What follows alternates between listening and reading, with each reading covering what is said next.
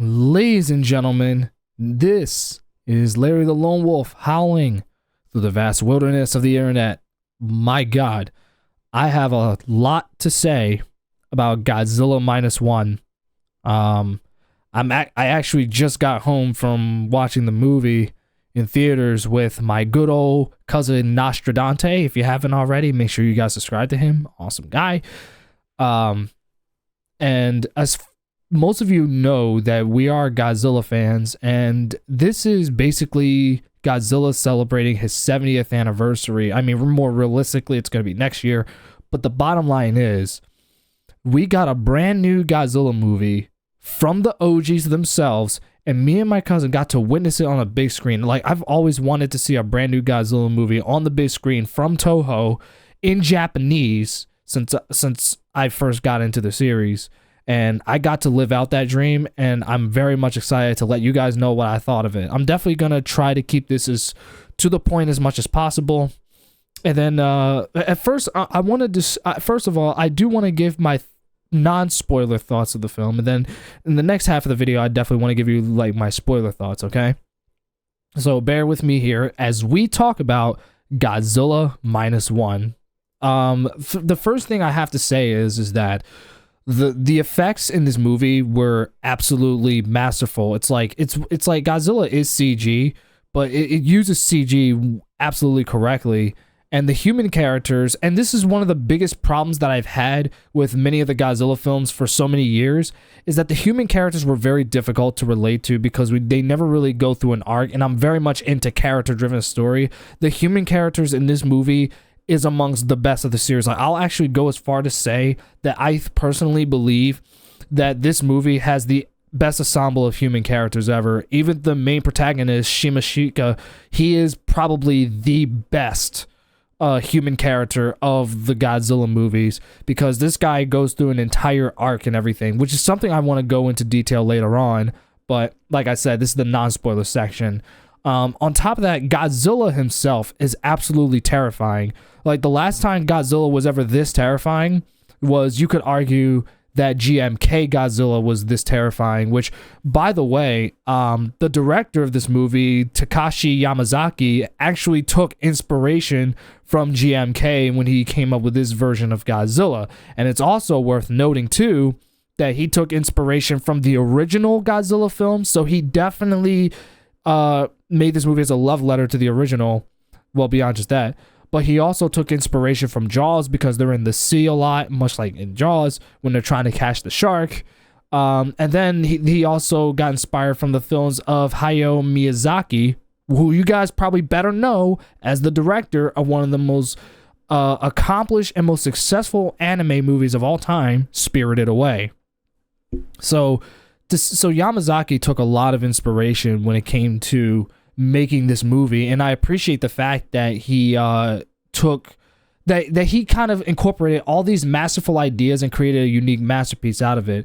And he even said that GMK was his favorite Godzilla movie, which is very evident in Godzilla's design in this movie and stuff. He definitely owes a lot to, he's like a combination of like the original 1950s Godzilla and GMK Godzilla.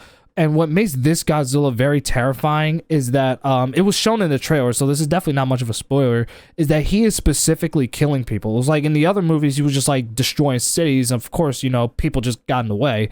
But in this movie, he is specifically targeting humans. Like, and that's what makes him terrifying.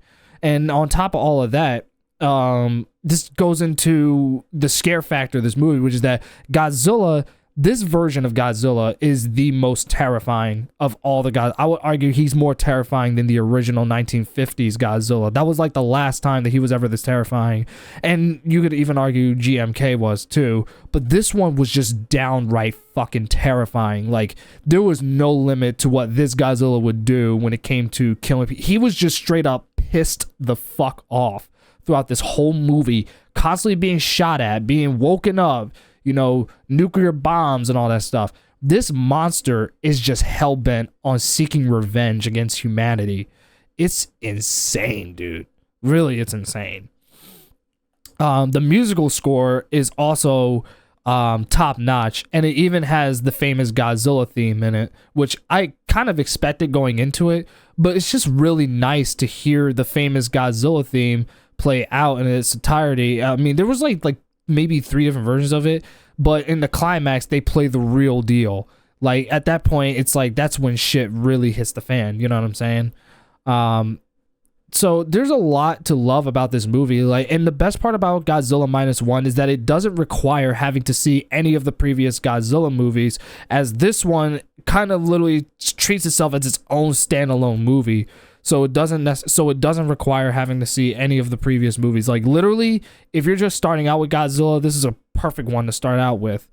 Interesting to note too is that this movie predates the original Godzilla because the time it takes place is in the 1940s. More specifically, most of it takes place 2 years after the end of World War II, which would be 1947.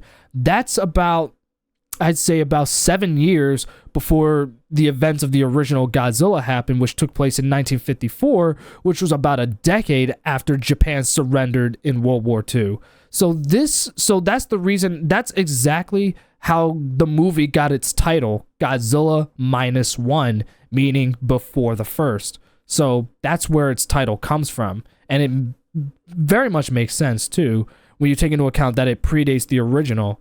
As far as whether or not if it is within the same timeline as the original, I don't know. I don't think it is personally, but it would be cool. But we'll save that's a discussion for another video. Now, here comes the part where I spoil the movie. In short, Godzilla Minus One is one of the rare instances of a modern movie, period, where I honestly would consider this to be one of the best movies ever made. The direction, the story, the characters, the effects, the musical score. This movie is a straight up 10 out of 10. Like, people were setting my expectations very high, so naturally going into it, I had very high expectations for this movie, and I left the theater thinking, okay, people were not bullshitting when they said that this is one of the best movies ever made and potentially the best Godzilla movie. Which, speaking of which, I will go as far to say that I think this movie surpasses the original. The biggest reason why is the story and the characters. It's like the original will always be a classic, and the biggest reason why Minus One exists. I mean, after all, this movie does celebrate its 70th anniversary. But the one thing that I can say is that this movie, objectively, is the best Godzilla movie. Like, it takes place predominantly in the ocean. It almost feels like a war movie. It actually feels more like a war film, more so than the original, which would make sense because it takes place during post-war Japan, like in the earlier years. So it definitely fits the post-war Japan era a little bit, just a little bit more than the original. And on top of all that, it's the most grounded in reality. There's no fictional weapons or anything like that. There's no oxygen destroyer or Super X or anything like that. This is about humans using real life existing technology or weapons and any kind of mechanics that they can use to take down this gigantic mutated reptile. So this movie is the most grounded in reality compared to any of the Godzilla movies throughout its 70-year legacy. So I'll definitely go as far as say that not only is this a 10 out of 10 movie, I will go as far to say that this is by far the best Godzilla movie ever made and one of the best movies ever made, period. Go watch this if you haven't. I don't care if you're a Kaiju fan or not. This is also a great movie to watch if you're a moviegoer. Like, it doesn't require having to see any of the other Godzilla movies. You can just sit down and watch this one and have a clear understanding of what's going on. So this movie definitely treats itself as its own standalone entity.